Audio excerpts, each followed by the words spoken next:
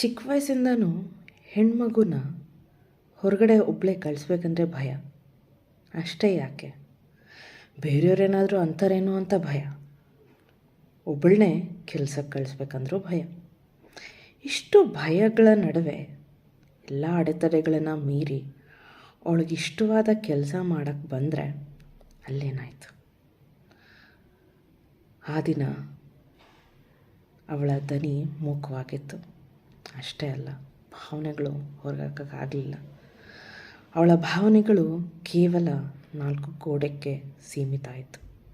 ಅವಳಿಗೂ ಆಸೆ ಇತ್ತು, ಸ್ವತಂತ್ರ ಹಕ್ಕಿಯಾಗಿ ದೇಶನೆಲ್ಲ ಸುತ್ತಬೇಕು, ಸ್ವತಂತ್ರವಾಗಿ ಒಬ್ಬಳೇ ರಾತ್ರಿ ಕೆಲಸ ಮಾಡಬೇಕು, ಯಾರ ಹಂಗಲ್ಲೂ ಇಲ್ಲದೆ ಖುಷಿಯಾಗಿ ಜೀವನ ಸಾಗಿಸ್ಬೇಕು ಅಂತ. ಆದರೆ ಇಂದು ಯಾರ್ದೋ ತಪ್ಪಿಗೆ ಆ ಹೆಣ್ಣು ಬಲಿಯಾಗ್ತಾ ಇದ್ದಾಳೆ.